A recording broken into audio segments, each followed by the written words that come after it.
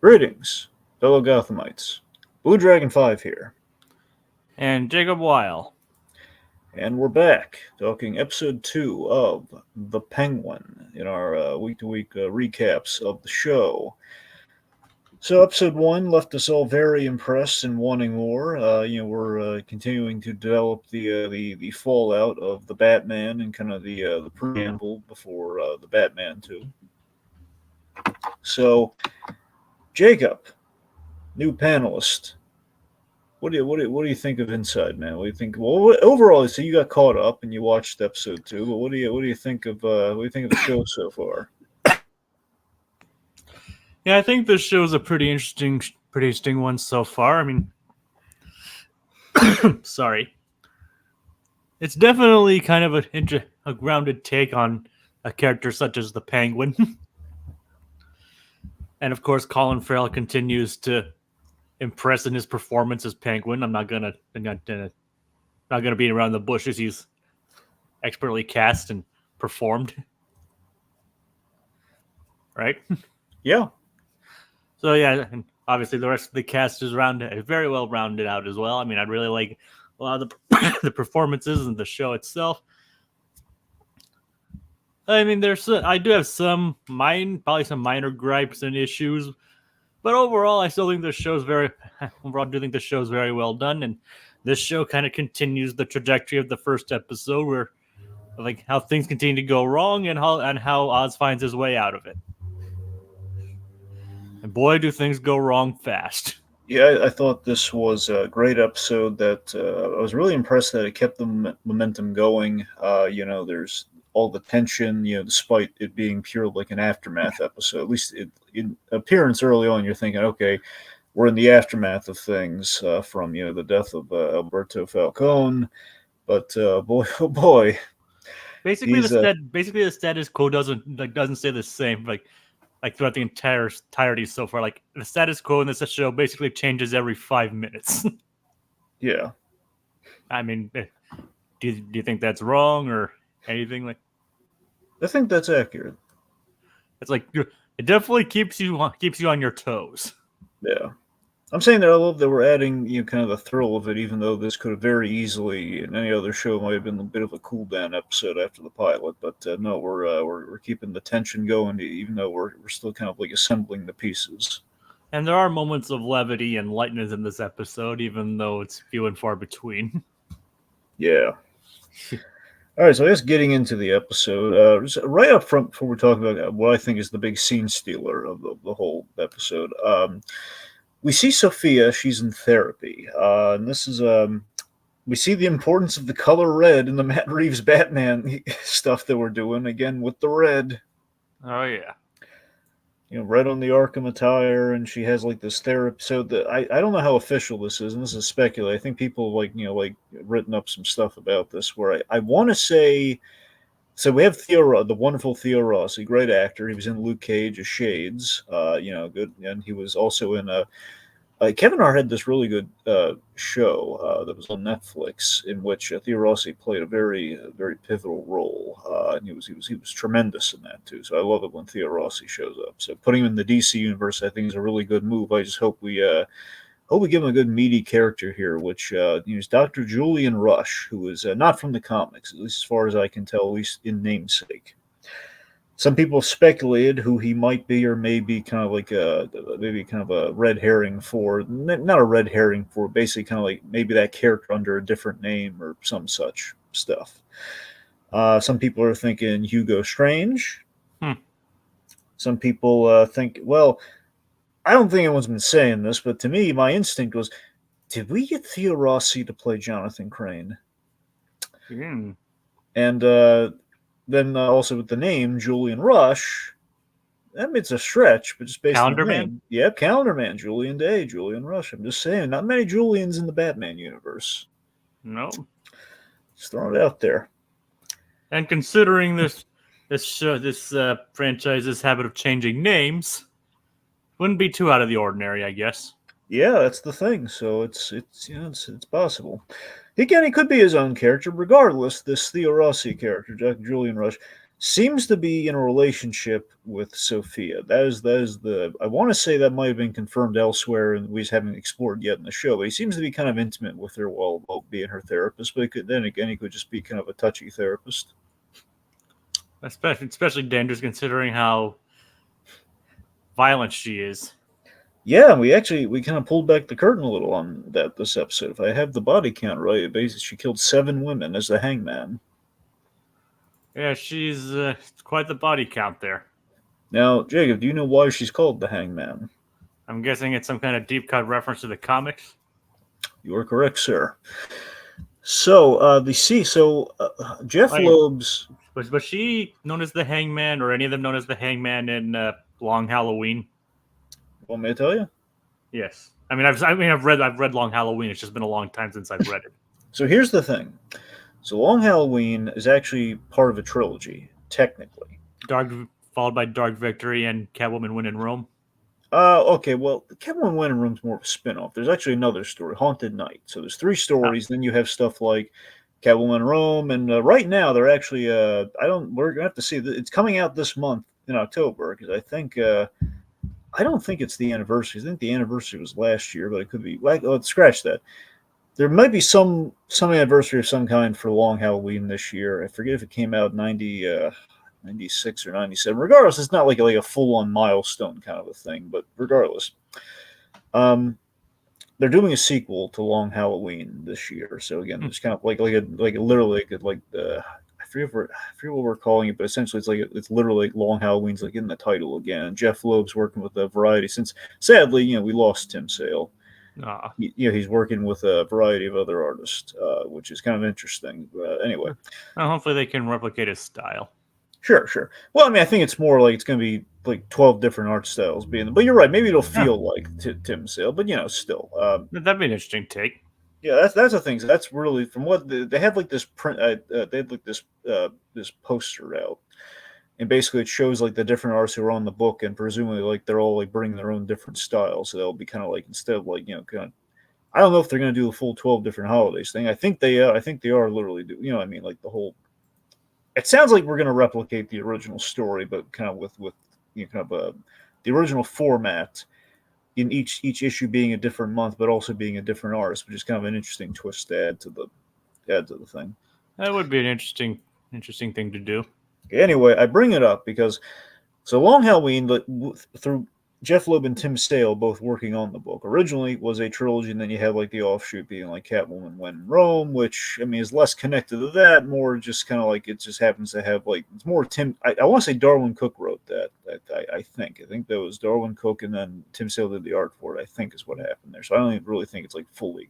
But it does continue the continuity from Long Halloween. I believe so, but I'd have to read it to know 100% if that's the case, because I think it's like she left to Rome after the events of Long Halloween, but it's. I mean, that actually is like one of the few Batman graphic novels I actually have read. Oh yeah. Anywho, so in Dark Victory, we reveal that Sophia Falcone did not die from her fall. And basically, we have the whole mystery there being, there's the Hangman Killer, and that's where we get the name, the Hangman, from. And let's just say Sophia plays a role in that. I actually have read Dark Victory as well. I mean, the cool thing about Dark Victory is that's kind of like kind of the Jeff Loebian take on Robin. I mean, I remember more about Long Halloween than I do Dark Victory. But well, everyone does, Jacob. That's the thing. I'm saying no one ever talks about Dark Victory, and this is like it's kind of fun that we're pulling from that. I mean, I remember I explicitly remember reading it, and I still have it somewhere. Like I said, I can only explicitly remember reading like maybe 3 or maybe actually 4 Batman graphic novels. Like obviously Long Halloween. Let's see, Dark Victory, Mad Love, and I want to say there was another one I read, but I can't remember. Was it Dark Knight Returns or Year One or Killing Joke? Actually, I don't think it was any of those. Wasn't Batman Ego, was it? No, maybe I'm mistaken about that, but I could have sworn I did. But those are the 3 I at least remember reading. Okay. I mean, but I have seen the movie version of Dark Knight Returns. Yeah. Okay. Anyway, so I was just saying, like, doing the full on. We already kind of nicknamed her the Hangman. We can kind of see it here, where I mean, she keeps wearing this scarf, and we kind of see some marks around her neck, and I think it's pretty. My assumption is that this take on the Hangman would have been initially. I assumed was like, okay, in Arkham, she probably tried to kill herself by hanging herself, or in the underworld, she was known for that, and that was the nickname that stuck. But no, we went full tilt within this episode. This is where we confirmed, oh god, it's not just like a nickname behind her back or anything. Like, no, she was like literally like, she was the Hangman Killer, and basically she snapped one crazy, and that's probably how they got her at it. That was her good at jail free card. Yeah, and she straight up, and when she wakes up, he's like clawing at her neck too. Yeah, there you go. It's just like, ugh. And Yep. and that explains why she's wearing like the high collared dress later on at the funeral to cover up the fact that she clawed herself in her sleep. Yeah, that's the thing. So she's probably doing that recurringly, which is why we're having like all the coverage on the neck between the two episodes. Oh yeah. Anyways, that's interesting that we're going full tilt with the whole Hangman thing from Dark Victory. At least to some, not it's not going to be like exact because we've made deviations from that, but I like that we're drawing influence from the Long Halloween era of Batman within the Matt Reeves Batman. So that's cool. I mean that seems to be like the ones that everybody goes to, probably because it's like the easiest one of the easiest ones to draw from. Well, yeah, it was big, and it was they have an established Batman, but it's also kind of like it's like not doing year one of Batman, but it's like kind of like it's basically year 2 or 3 of Batman, so it's essentially year 3. I mean, it's still set in that same continuity, though, right? Well, what do you mean? I mean, it's set in the continuity of year one, right? I mean, yes and no. Yes, it's just a different art style. Like they try and connect it. Basically, there's nothing saying year 1 didn't happen. So yeah. All right. I mean, comic continuity is so messed up anyway. As like, if you obviously the animated films is kind of a different story. Like those are very much like looking at them very as solo pieces. But I mean, like comics history essentially is that. But then you have stuff like the year 2 story, the factor in there. So it's a whole thing. But essentially, here's the thing: when Batman in comics, just with any character in comics, sometimes as a fan you're going to build your own continuity. Some things you like, you think jive better. Some things don't. You ask me, I think you ask most Batman fans, they will say year 1 happens, then the Long Halloween happens. Like that's what you would say. At least in the rebooted continuity after that, after Crisis on Infinite Earths. Yeah. All right. I mean, like I said, it's complicated anyway. Exactly. So okay, anyway. But yeah, I mean, if it is, I said Long Halloween's a good story to draw from. Mm-hmm. And obviously when it comes to the Penguin, it is drawing from some elements of Long Halloween. So, but it also I think it's also putting its own spin, like drawing in from things like The Godfather, The Sopranos, among other things. Oh yes. We'll definitely see The Sopranos if he ever decides to see a therapist. Well, yeah, I don't foresee that happening anytime. Well, then again, if he sees Dr. Julian Rush, maybe. Or maybe there's a certain other therapist he could see. Yeah, Doctor Strange, one could say. Well, Doctor Strange or Professor Hugo Strange. well, no, that's not who I was going for. No, you're right. Or Dr. Jonathan Crane. Again, that is another one. Or I was saying Harley and Quinzel. Yeah. Oh, yeah, but they're not. I'd be shocked if they did that. I know, but I'm just saying it's possible. Yeah, you're right. I mean, we did get in quotes a Joker in the Batman, so Well, yeah, but it would be interesting to see if they did bring in Jonathan, bring in Scarecrow or Hugo Strange into this. Yeah. Anywho. Yes. Okay, so Penguin, he's playing both sides, and essentially he's trying to he's basically trying to get Sal Maroni, which we kind of established at the end of the first episode. Him giving Sal his ring back. A dance with the Clans. Would dance for the Clans. Yeah, yep. Wonderful Clancy Brown is back, and we kind of developed the whole Maroni crime family here. You could say that Penguin himself is doing a bit of a delicate dance between the two families. Indeed, he is. So yeah, he's playing both sides against each other. He's kind of putting Maroney in a place where you're going to get your power back whether you like it or not. So and Maroney knows his game, knows that he really needs him, and but still, like Penguin is so far he's making good on what he's been promising.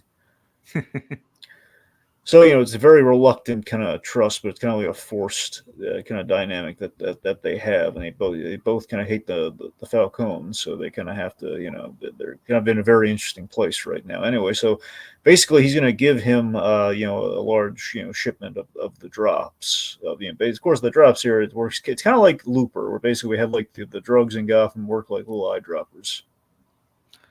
I mean, as far as like fictional drugs go, that's not too far of a stretch.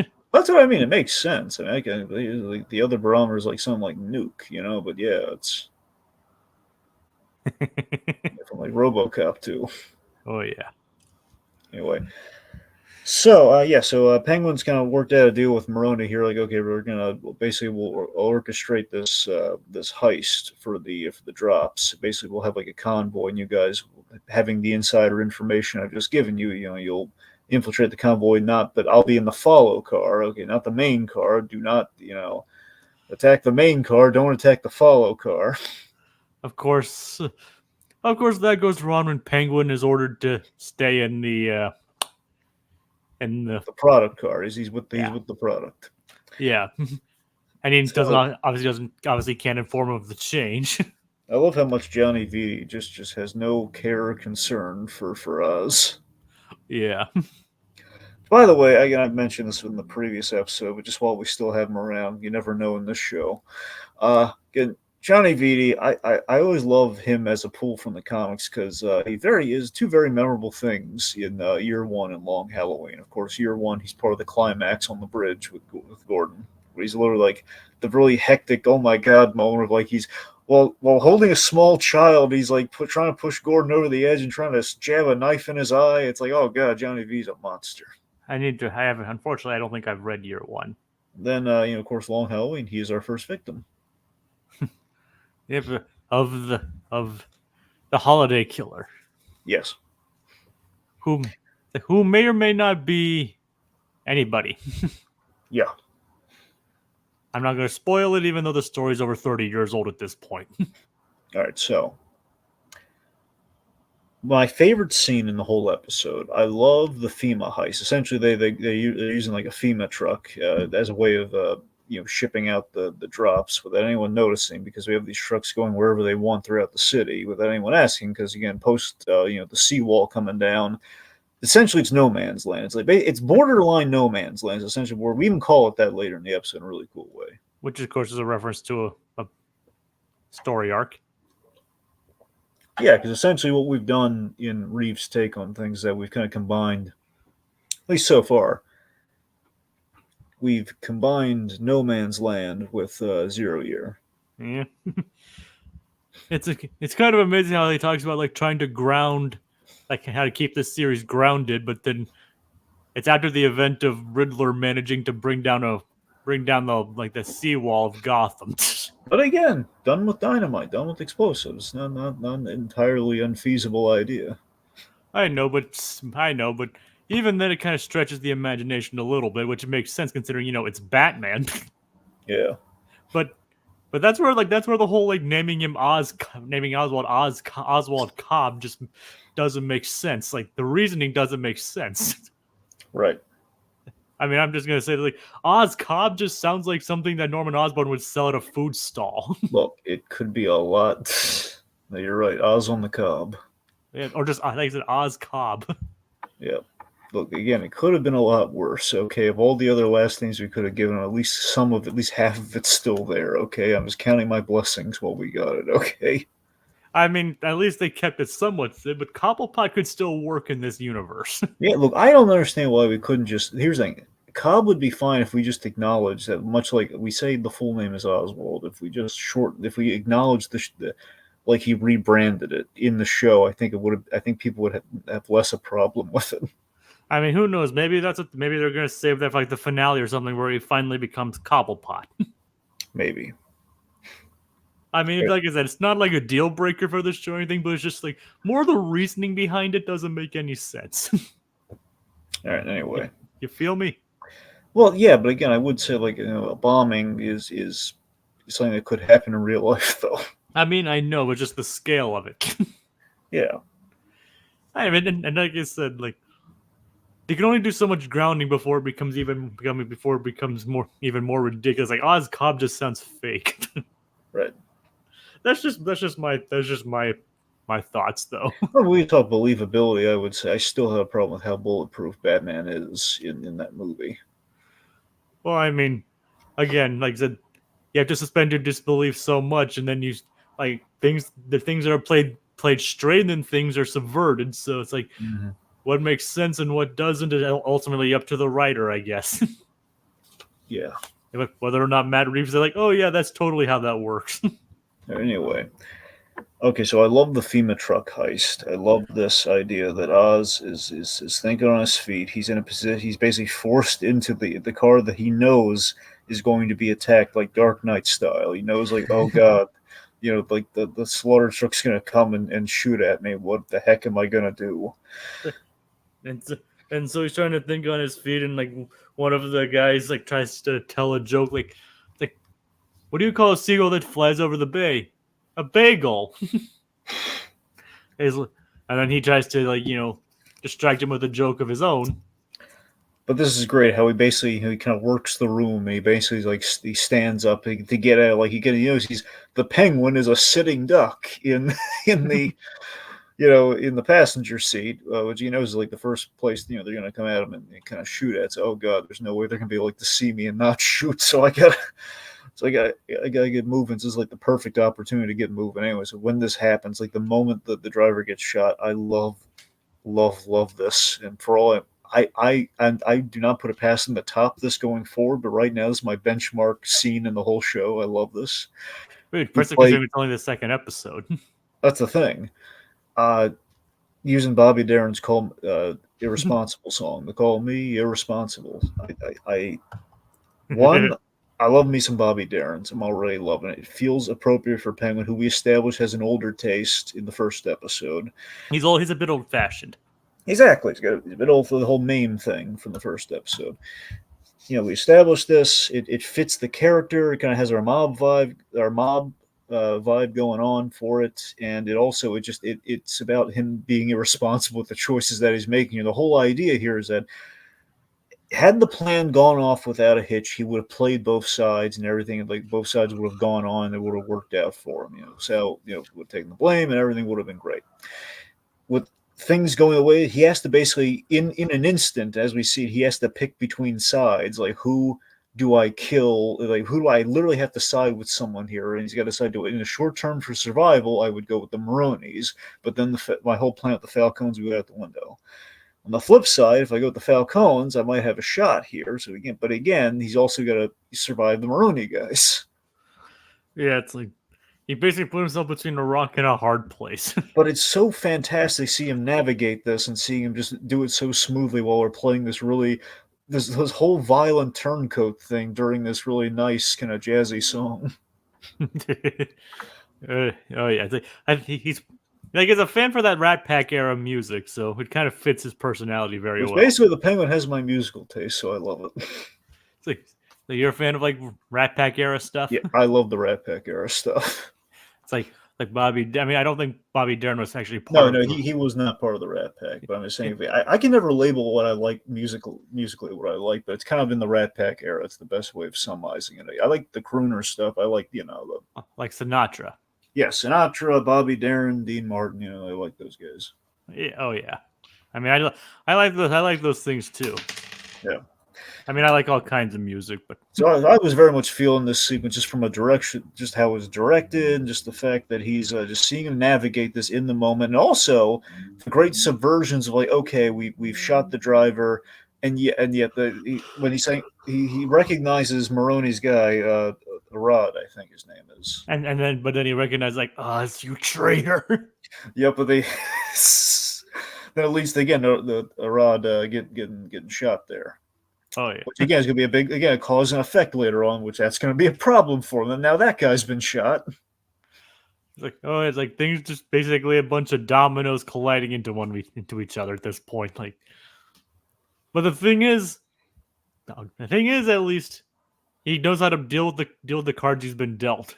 And again, I love like all these really interesting like strategic choices that he's making. Like Castillo, who at the start we said like again he was setting this guy up to be killed during the he's like, hey, no hard feelings for our past together, and of course that's a joke because we know the Penguin's setting him up to get killed, and yet at the end of the day here, well, ultimately he is going to do that still. But right now it's like, okay, I need Castillo as my exit strategy here and my proof of loyalty. So he chooses to save him. He's basically like, who do I keep alive? Who do I kill? Which is great. And I love that moment too of like when he's hobbling there and he has the two guys, one Maroney, one Falcone. He's got a pick. He just yells Castillo, and you think, oh God, is he going to shoot him? Like, no, he shoots the other guy. This is just fantastic Penguin writing. Yeah, perfect. Well, at least this version of the Penguin. Well, yeah. The question is, when is he going to get his monocle? Well, I speculate that if we go somewhat of an Arkham City vibe, we might play it like, and again, this is retroactive. In Arkham City, they didn't really know they're going to do this. Well, sorry. When they did Arkham Asylum, you saw branding for the Penguin that had like classic Penguin and had the monocle and everything. He did not look like the Arkham City Penguin. That was just an Easter egg. Now you have to wonder though, retroactively though, could you still play it that the Penguin still markets himself as an upscale kind of mascot of sorts? Like that's kind of like how he sees himself. So I wonder if perhaps we might take somewhat of a cue from that. I mean, heck, this Here, where episode. that's like we would like maybe him doing like promos and marketing with the monocle and then the top hat, the full 9 yards, and really just like, nah, I only do that for the tourist. This episode finally gave him his cigar. Well, yeah, Like, and Kogias is also looking forward to the top hat. yeah. And top hats are kind of an old-fashioned thing, so That's what I'm saying. It's not out of the realm of possibility, but in terms of like a regular thing, probably not. If we go away with it once, it'll be either a party or, again, I think more. If he remarkets the Iceberg Lounge, if he moves up in the world, I could see him doing that. Excuse me, sorry. Anyway, And so the question is, like, speaking of which, do you think we're actually going to see Robert Pattinson's Batman in this series at all? no, for two reasons. Yeah. Okay, one, again, I think this is really the Penguin story, and this is kind of thing we need to see with Batman more, which is kind of the thing where when Gotham was announced, a lot of us thought it was going to be Gotham Central, which I was really pulling for, because basically Gotham Central with Commissioner Gordon in the phrase, like that's the only way you improve that story, because Gordon wasn't in Gotham Central, which was kind of the point of like we're seeing the other cops, and we're taking Batman was around, but he was very much in the shadows of the Gotham Central comic. And that was basically proof that you don't need a lot of Batman. You can keep Batman in the shadows, just a presence that we don't necessarily need to see, or we feel that he's there and he's impacted the world. And we kind of have that going on here. So in that respect, I'm perfectly fine with no Pattinson Batman in this. Now the reason I'm sure that he's not going to be, and at least I'm kind of sure he's not going to be, and I think there may or may not. I don't know how it affects the whole streaming thing. And Tegan and I talked about this briefly, but there might be the whole bad embargo thing going on here. Now, are you familiar with the bad embargo? Yes, I know somewhat about that. Between the bad embargo, which I mean, to be fair, might be more specifically how Fox may still technically own the rights to 60s Batman. It's basically the Batman television rights, which the live action Batman television rights. That's kind of it's a whole sticky wicket. I know technically Fox is now owned by Disney. In a weird way, Disney owns a piece of Batman. Yeah, kind of. Which is kind of weird how that works. The end all be all here means that even in a show like Gotham, they couldn't say the word Batman or Joker, and they had to work around that in really sometimes painful ways. Yeah, yeah. You might need to explain that one to me. It is. Yeah, let's just say it's entirely possible those rules are in effect here, but then again, they don't need it though, so I don't know how much that's really impacting them. So, because we did have a Joker, sorry, we did have a Penguin and a Riddler in Gotham, so we were able to get away with that, but And yeah, Cameron Monaghan Joker. But again, we couldn't call him Joker though. Yeah. He basically played the Joker and played it very well. But we couldn't give him green hair, and we couldn't call him Joker. It's kind of funny how Cameron Monaghan had like the opposite journey of Mark Hamill did. Oh yeah. Like where Mark started out as a Jedi and became the Joker. Yep. Cameron Monaghan started off as a Joker, or like a version of the Joker. By the way, I'm hearing talk that we might be getting Cameron Monaghan in live action. Oh, that would be great. That's what I'm hearing. I'm hearing some talk of that. We have some more comments from Kogias. Yeah, what do you got? So, also, I want to have an umbrella he can use as a weapon instead of the normal umbrella that he's been using. That'd be kind of interesting. That would be, look, that's a thing where I could see, like, we facilitate that idea, then we see it pay off in, like, the Batman too. So I think we might get that, but it still might be, like, for example, in Batman the Animated, the new Batman Adventures, we had a bit that was an homage to that, where, okay, the Penguin would have a gun stashed in the umbrella rack. Like, that to me that's a good compromise. That's something I could absolutely see you doing here. Like, basically the Penguin, like, in his, like, stashed in his apartment somewhere, like he hits like a, he like steps on something, or he reaches in to grab an umbrella. He's actually grabbing like an Uzi. Anyway, like, look what I've got hidden up here, Batman. Danny DeVito's Penguin was an unfancy person from the sewer, but even he wore a top hat and a monocle. Okay, now to be fair, okay, when he was given the monocle, okay, that was purely for the like, Max Schreck gave him that. He spit out like the little cigar holder thing too. So he had those things, and he wore them during his big speech, but he didn't keep those. Yeah, I still love Danny DeVito's take on the Penguin. Oh yeah, it's great. I mean, I don't think it beats the animated series taking the Penguin, but sure. Well, a few things beat the animated series. That's true.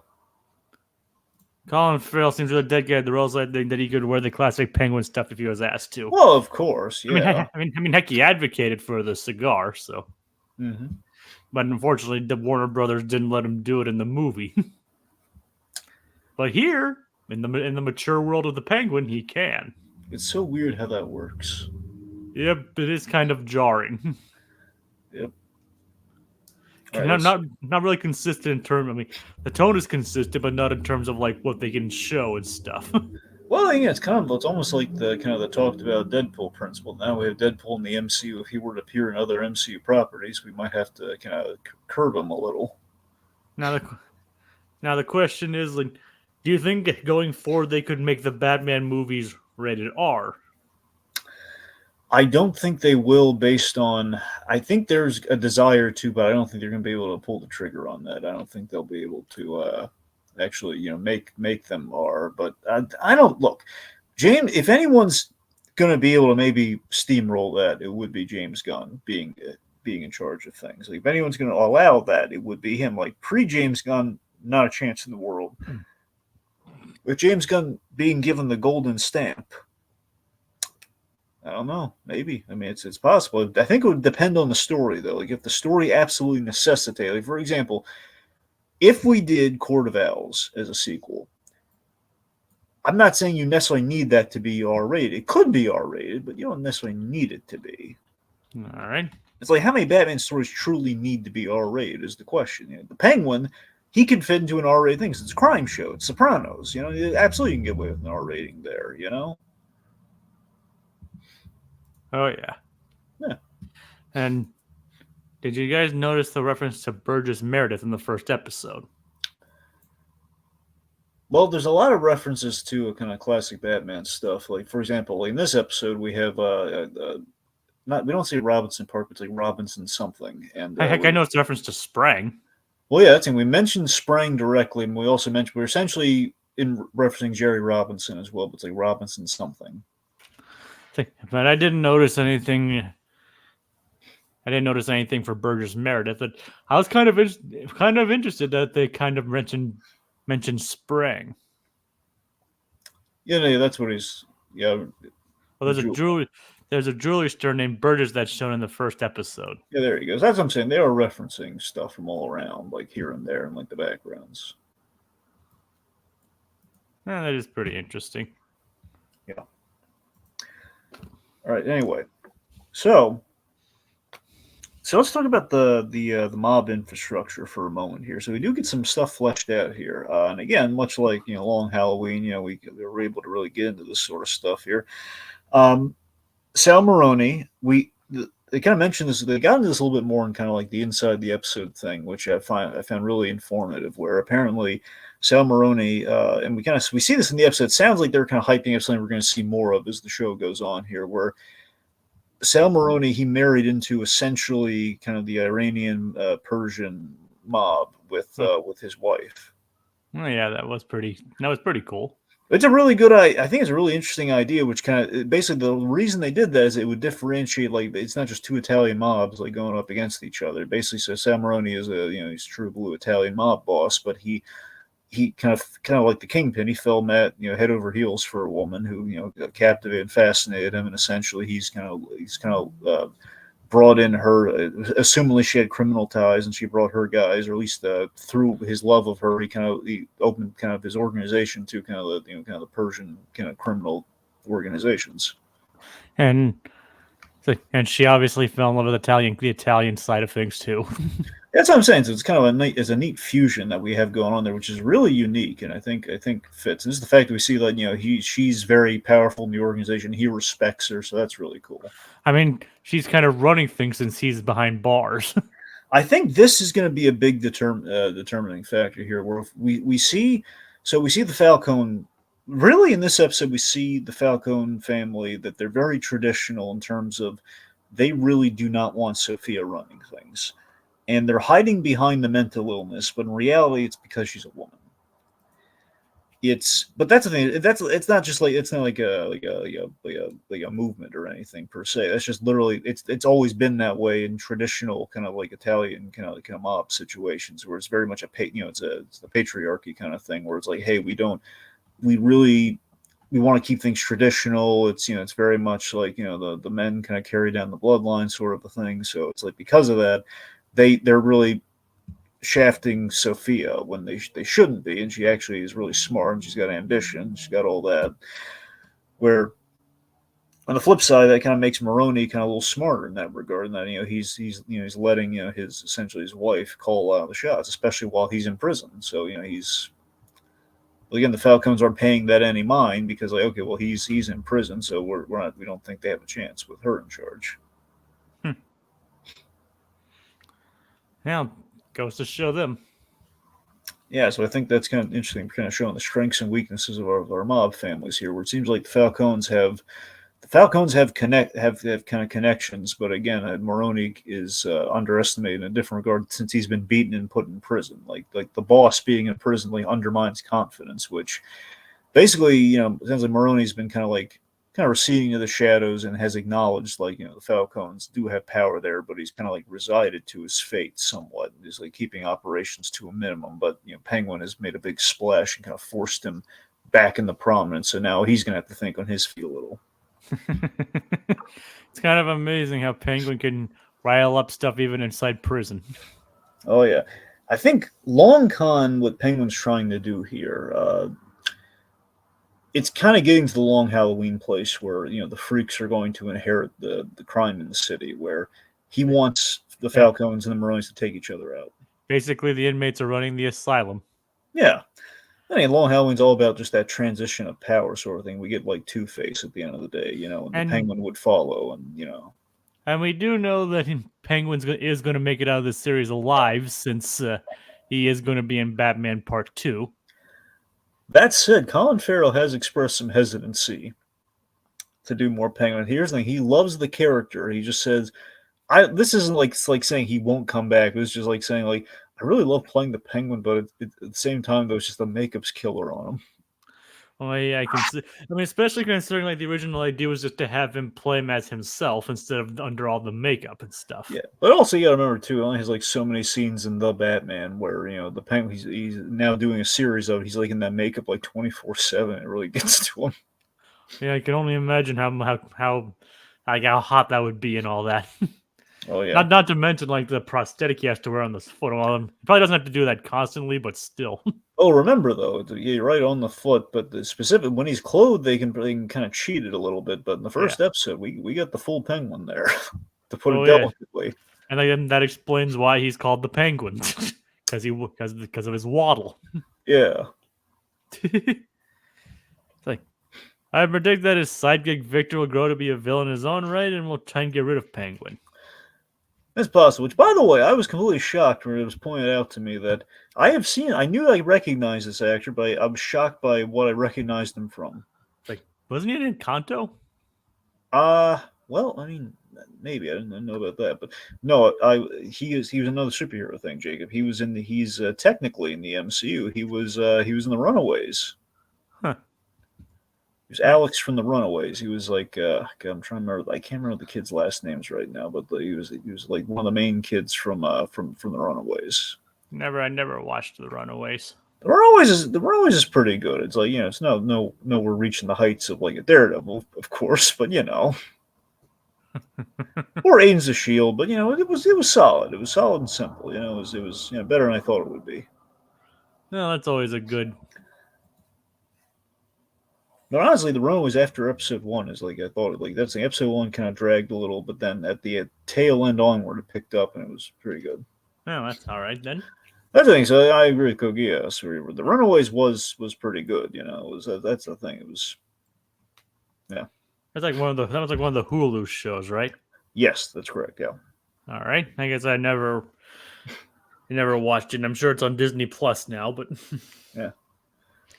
I know one thing. I hope Vic doesn't turn like Victor Zsasz. That'd be really dark. I mean, I'm not gonna say it's impossible, but it's a big leap though for him to go from kind of a kid with a stutter to like I'm a serial killer with all these tally marks. Yeah, I mean, especially considering, we don't know what Vic's life was. I mean, if we know he was like this bored rich kid from the seawall hit, then we'll find out. It's like, okay, he might actually be Victor's ass. There you go. But if he's not, then maybe it's just a coincidence that he has the same name. Yeah. Again, we have a Julian and a Victor in this show so far. Yep. Two names associated with very well-known Batman villains. So yeah, and he'll become Cyborg. We also just point out Victor Freeze. There you go. Imagine if Penguin shoved Victor into chemicals leading to become Mr. Freeze. Yep, and that's how he's gonna have actual icebergs in the iceberg lounge now. It's like I need you to make some icebergs for me. It's like, how do you want me to do that? I'll just stand over that vat over there and yeah, there you go. It's like, well, we'll definitely know if that happens in the preview we saw Victor with a girl, right? We did, but her name was not Nora. I know, but if it is Nora, then we'll know. Yeah. But anyway, back to the mob infrastructure. So Luca Falcone, who I believe was Carmine's brother, he's running things now. Yeah, and he actually kind of does show some respect to Sophia. Yes, he does. But again, they're very hesitant to, he doesn't want her running things, but he's still does. But he's still, it's kind of a damn by faint praise kind of thing. But he is nicer to her than the others are. Other than Johnny Viti, yeah. Yeah. And you got to remember too, there's also like a lot of stigma with especially in the mob where mobsters have a mental deficiency or like any mental illness or any like just going to therapy. Period. It's seen as weakness, so there's a lot of judgment. And especially considering that's the whole plot of The Sopranos. Exactly. So All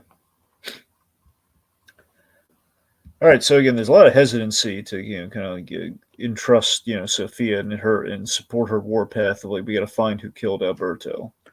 Yeah, and she comes close several times to tying it to Penguin. Yep, and this is great that she the dynamic between her and Oz. It's great that they're both underestimated and they're both really smart characters. And Oz he's been playing it smart in his manipulation of Sophia, like not challenging her, but she's not falling for it easy. But you can see him trying to work her. It's like you should be the one. You should be the one in there. Like, you should be calling the shots. Yeah. Basically, he's like trying to butter her up. Maybe she doesn't fall for it, really, but so I love that deep down. I like to think deep down it is founded on there is a respect for Sophia. Like, again, he does have history with her. I think there is a respect for her, but also I think we've seen how Penguin, Penguin doesn't like the Riddler, at least so far. From a distance, we've established he does not like the Riddler. Especially what the Um, Riddler did. so that's the thing. It's a question of how much of that is, he doesn't like what the Riddler did because he does actually like the city and like how the city works, and now the Riddler's kind of upturned that, or how much of that is like when he calls him out like a madman, is that like a traditional kind of like a Penguin not liking like the crazes at Arkham? So like, does he like, is that like, could he possibly have respected Sophia until she went crazy with the whole Hangman thing? And it is also, and also when it comes to the Riddler, so like, he doesn't like what the Riddler did because of how much harder it made his job. Yeah, yeah. His whole drug operation literally got flushed down the toilet. Oh yeah, it's like go get. It's like, what if there'll be any romance between Penguin and Sophia? Penguin did like her, and considering he's with someone else right now, it's hard to see that. Yeah, well, then again, we've so in the first episode we kind of discussed this, and the way Colin Farrell's really playing the Penguin in this is that all the Penguin's relationships are transactional, as in like you can sense he would like a relationship or something not motivated by a transaction of some like a give and take thing, but he kind of has accepted that. Where again, like he has like a girlfriend in the form of his of kind of his call girl lady friend. I forget if her name's Eve or not, but her. Oh yeah. Anyway, so her, so basically she's, and also with his own mother, in which his mother's like the idea that again like the whole goal of making her proud, like that's the transaction, like that's the thing, that's. And even his friendship with Victor again is a transaction of like, hey, I'm not going to kill you, but you're going to work for me. And then of course it's kind of developed beyond there, but still, it's the fact that it's very much like it could turn any moment, or again he could lose all these things if he stops being useful to him, or if there's like something like if he doesn't pay her, if he doesn't make his mom proud, if he gets too soft on Victor, it's going to be a whole. So just with that, I mean, I think plus, I mean, mobsters, as much as I hate it, one of the things I didn't like in The Sopranos, and it always baffles me because I love Edie Falco, is like, Tony, how can you cheat on such a perfect woman like Edie Falco all the time? It's deplorable. So, mobsters have malls and they do love, adultery. So, I mean, regardless, he's not exclusive with this girl, and even if he was, he'd probably very easily cheat. Yeah, it'd be too. But he's literally two-time in mobs already. He's like, of course he can cheat. Well, maybe he has standards. That's the thing. I mean, that I like to think it, but you never know. Well, who knows? Like I said, Penguin does all kinds of crazy crap, and this entire series is basically proving how unpredictable he is. Mm-hmm. So, who knows? Maybe if do you think he would discard Eve if it saved his skin? Like, I don't know if her name's Eve. I'm just throwing it out I there. I know. I don't think her name's Eve either, but you know who I'm talking about. I know exactly what you're talking about. This lady of the his call girl friend. His call girlfriend. Call Girl Friday. There you go. Now the question is, like I said, do you think he'd ditch her if it saved his skin? Absolutely. All right. I think he would feel bad about it though, but I think he would. Yeah. It's like well, it's you and me. It's either you and me, darling. I choose me. Yep. Her name is Eve Carlo. Is that true? Is her name Eve Carlo? Well, if it is, I don't know if he's making like a Clayface joke there or not. That's the thing. I don't know. It's like, well, maybe if she is, maybe she has a relative named Basil. Yeah. Well, if we can't get away with Cobblepot, I don't think we're gonna call him Basil. He's not joking. There you go. Okay, so I did get it right. Is Eve? All right. So, well, like I said, maybe she has a relative named Basil. Yep. You know where he lives in Gotham, don't you? Where does he live? Baker Street. Of course he does. 220B Baker Street. There you go. That is the address, right? Something like that. Yeah, I think so. I'll look it up. I think it's 220. I think you're right. like Holmes' address. And I know it's like something. I know it ends with a B. No, I know that. Yeah. 221B Baker Street. Close. And rumor has it he had mice. He has a mouse problem. Yep. Basil Rathbone has a mouse problem. Okay. Anyway. Anyway, yeah.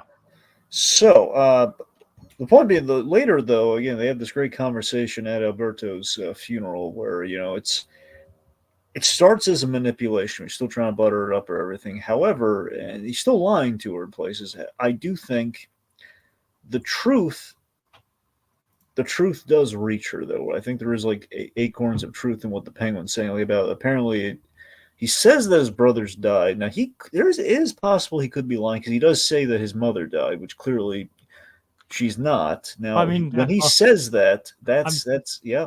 I was always figured that I was kind of figured he meant like the mother that she was, before the dementia hit is dead. Okay, I didn't. If that makes sense. I read a little literally that he's trying to protect her by lying, saying his mother's dead. So basically, if anything goes south, she won't go after his mother. I mean, that could be it, or it could just be one of those things that could mean in multiple ways. Like she's dead. He's saying that to protect her, but is also like the mother he knew before the dementia is dead. Well, that tracks. Regardless, the fact that his brothers, seeming from the sounds of things, if he's to be believed, I think we've built it up in a way that suggests that his brothers died. Then coupled with her dementia, things have just not been going well for Mrs. Cobb. I just think it's kind of funny that like his brothers' names are like Ben. Like, what are their names? Like, well, I don't know the names actually. It's like they mentioned it like Ben, Jimmy, and then Oswald. Yeah. Seemingly like ordinary, regular, everyday names, and then Oswald. I don't know. Just like Oswald's not as common of a name as his two brothers. It's like, and we gave the other two normal names. We'll name this one Oswald.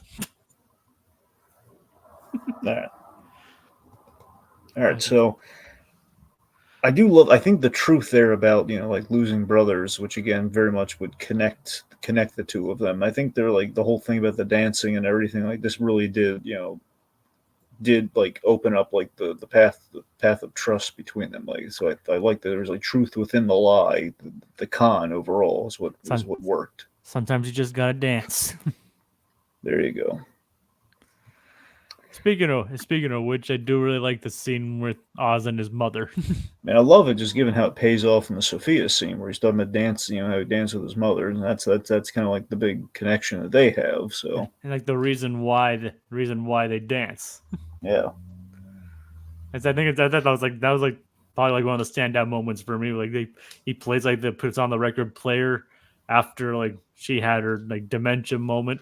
Yep. Love that. I love like the little details that he pays off, like the the landlord who's basically pretending to be like a priest. Yeah. He's like instructing him to check in on her and everything like that. That's great. And then he's like he dances with her. And that was like a really standout moment. It was like Oz may be like this ruthless cutting mobster who may do anything to get his way, but he loves his mom. We have established that sometimes, not all the time, but in a few adaptations, we've seen the Penguin does have a mother, and he's very protective of her. Kind of interesting considering that the other recent Batman adaptation, the Penguin was a mother. Yeah. Who straight up murdered her children. Yep. So yeah, kind of a reversal here. Oh yeah. So yeah. And I don't know what to say beyond that other than kind of an interesting reversal there. Yeah. So anyway, it's kind of good to see. Also, I do love the detail that when she gets in the stress state, she's dressed up. She's wearing like her sequins gown. and she does still have moments of lucidity, where she's like, if my son's nothing, what does that make me? Did you notice what she's wearing? What color her dress was? Like blue or purple. That's the thing, purple. I'm just saying it's connecting the whole. He has the plum purple car, which of course the whole purple aspect is a nod to the '60s Batman. It's the fact that any color we're giving the Penguin is purple, possibly now in reference to his mother. Yeah, Yep. it's the subtle things. Anyway, so Vic hears the story of how Penguin was Pinchy's driver, and basically that is. I love the way Colin Farrell performs this and tells the story. It's a classic mob story. It's this idea of like, hey, I didn't have any idea how to drive, so I basically had to steal a car and then learn. And I was like the most terrible driver, but they respected the hustle. It's like basically like, it's like, what did you do? He's like, I didn't know how to drive. What did you do? Oh, I stole a Buick. I stole a Buick and learned how to drive. And he ended up in a ditch. Which pays off by the end of the episode with Vic as well. Oh yeah. It's like poetry, it rhymes. And again, this is also like kind of like an allegory for what basically Vic wants to kind of be in the Penguin's position there, but he's kind of forgetting what happened to Pinchy. Well, as it turns out, Vic turns out as a better driver than Oz was at his start. Well, absolutely. So far, like, I mean, Vic does have a problem with the car later, but it's not because he was driving Yeah. it. So anyway, he's getting close. He's getting close with Vic, but by the same token, when Vic doesn't deliver, he has to scare him straight and show him like there are stakes in what they're doing. When Vic he botches his frame up job, Oh which of yeah. course forces the Penguin to improvise in a very brutal way. By the way, The killing Erhard. Or what yeah, is that? I'm pronouncing his name right? I wrote down his name, but I forgot to double check how to pronounce it. I think it's Eruad. Erhard? I think. We're sorry, folks. We don't. Yeah, sorry, but the point is Maroni's capo. Yeah. Anyway, so the Maroni's capo basically we should mention this too. We have like a detective who initially I was wondering. It seems like we're going to keep having all these Matt Reeves characters, where we have these characters that could be other Batman characters, but they're kind of not. But they could maybe retroactively be that way. So we have Detective Wise, who's a bent GCPD officer who was a drophead, and initially I was thinking maybe Bullock. And he's on, and they're hired by Sophia to find out more of the truth about what happened to Alberto. Big no, well, yes, but specifically find the inside man who is probably behind Alberto. Inside man. Yeah. Anyway, so he gets his hands on the capo, and he's on morphine and everything. So basically, once he's lucid, then they'll torture the answers out of him, and that's it. So Penguin's at this funeral. I love it's all at this funeral, and Penguin's got like a ticking clock of like, oh god, I gotta frame Johnny Vitti fast. And of course, when Vic screws up, he has to improvise. Like, okay, and he can't get like the pictures to anybody. yep. And so he kills. It kind of serves him right for trying to do it at a funeral, though. Yeah, and then time and place, but desperate times call for desperate measures. Anyway, and the Penguin is very, very desperate. Yep, and I love this too. Like he found a way to kind of make it work. Where he's getting to the capo and he's like slapping him, like, "Hey, listen, you gotta, I need you to say, I'm gonna help you, I'm gonna save you, but you gotta say Johnny Vitti. I said the name Johnny Vitti." And then he actually agrees to help Penguin. Yeah, that's the thing. I like that he's on board for this plan. And then this is one of those moments that signifies we have a really good show here, where he says like, "Look, plans change," and he just pulls out his knife and he guts him in the most brutal way. I think we even see some rib poking out. It's horrible. He brutally slays this guy with a knife. Yeah, because at that point it would be known if he stayed alive. It also helps that we've seen him delivering on his threat to Vic in a way, because he always threatened to gut Vic, so he's gutting this guy like he would Vic. Like, gut you like a fish.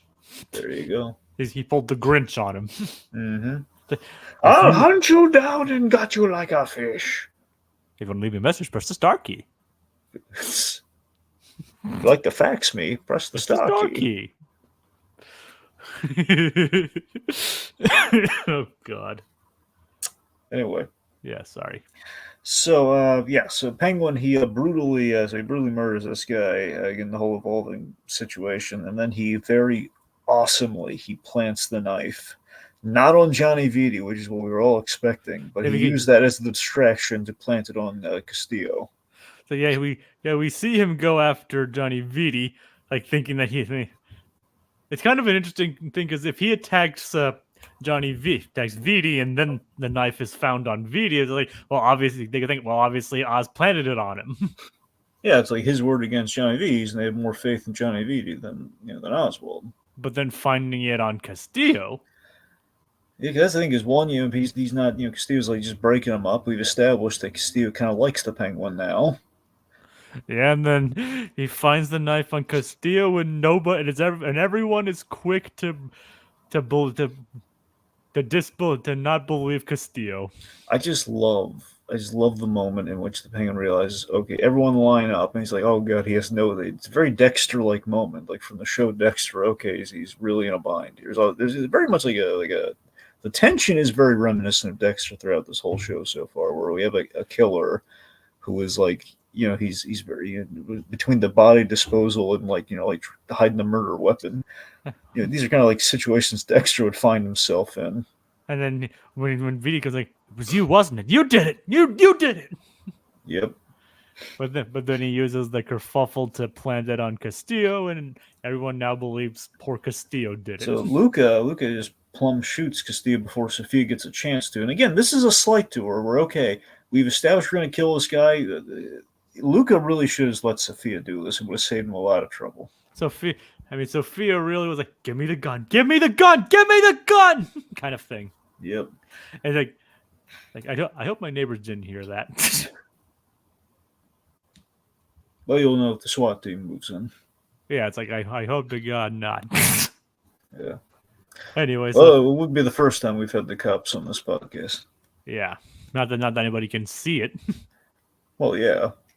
You could describe it as it's happening. I'm being arrested. No. It's like I just hope nobody's doing that. We'll just say no habla español, and then we'll just Yeah, it's like anyway. Anyway, while Jake's being booked, let's finish this. So what Sophia did, it's like she's the one who wanted to shoot Castillo because she believes that he killed Alberto. Penguin's quick thinking got him out of another scrape, just barely. Yeah, and again, Luca really took this moment of revenge, and then he's like saying, "Hey, let's get you out of the country. Let's pull an abalone. Let's pull a Michael Corleone abalone on you." Yeah, but she's not having any of it. Yeah, so she's upset by this, and this is a very interesting choice. So going out after we put Vic in the pit. So basically, Penguin's on cleanup duty, and Vic is given a very sobering reminder of like, hey, you got to think quicker on your feet, like I did this episode, or else you're gonna. He made him like lay down with the dead bodies and look at them. Because a lot of this happened because you didn't follow the plan. It's like, well, to be well, Vic tried to follow the plan, but he got caught. Well, you're right. He tried to basically because he didn't successfully carry out the plan. Yeah, and kind of feel bad for him at that point. Oh, absolutely. I mean, I feel for this kid. Oh yeah, and then having to lie in a grave that he just dug and lay in there with two freshly dead bodies. Yeah. Oof. I do like that Penguin does help him out though, and he's not trying to do this to be mean to him. He's trying to make it a teachable moment. It's like it could have been me in there, something like that. Yeah. I was like, if you mess up, this kind of thing could happen to you. Yeah. Anyway, so moments later, Sophia and Penguin have kind of a moment in somewhere within the funeral home, or like the kind of church area, kind of like underground catacomb area. Well, I don't know how underground. As the point is like somewhere to themselves, like mausoleum area. They have a little chat here. Basically, she comes around and wants to do a team up, and the way that she made it sound, this is the thing that's gonna be interesting going forward. It sounds like she's in the same boat as the Penguin now. Or I want to take the family down, and Penguin's clearly on her side. So I think he's surprised by that. But this works in his favor, especially if she's working against her own family. And again, basically, he successfully convinced her like he did not kill Alberto Falcone, and he now has a partner, a very unlikely partner in crime. So things are coming up Millhouse for Oswald yet again. Seemingly, anyway. But again, I like that we're kind of ending that way, where man, things kind of worked out for him here, but it can only last for so long. Considering we're only a quarter of a way through the series, yeah, things could easily go south very quick. Like I said earlier, the status quo changes like every 5 to 10 minutes in this show. Oh yeah. So, it's a very fragile alliance as is, and I can't see it improving as the series goes on. It'll be a wild ride. Mr. Cobb's Wild Ride. There you go. All right, that brings us to the end of this week. I will mention one thing before we go, though. I do love the detail that in Oz's bedroom, Oz's bedroom is essentially a retrofitted bank vault. Yeah, it was kind of pretty neat, even with all the lock boxes. That's the thing. I love that he basically did a makeshift like panic room in his bedroom. It's like a protective thing. It's a really cool idea. Yeah, it is. Anyways, want to get that in there. So, yeah, it brings us to the end of this week. Thanks for tuning in, folks. Again, next week at some point we'll be talking episodes. Me and hopefully somebody else. Just in terms of I want to try and get a revolving panel here, but so we might double up. It's 8 episodes, so we'll see what happens. But episode 3 coming at you at some point. Does it have a name yet? Well, I didn't look ahead to see what the name is. It probably does. I mean, do you want to look it up? I can look it up real quick. If you have something else to say to fill up the airspace. Well, I want to thank the folks who tune in, like Kogi, us anime fan, Little Blue, making a funny. Quack quack quack. Bliss. Okay. Next episode's called Bliss. Yes. Well, there we go. It sounds like nothing but good things could possibly happen next week. Oh yeah. Yeah. All right, folks. Take care. See you next time, folks. Waddle, waddle. Quack, quack, quack.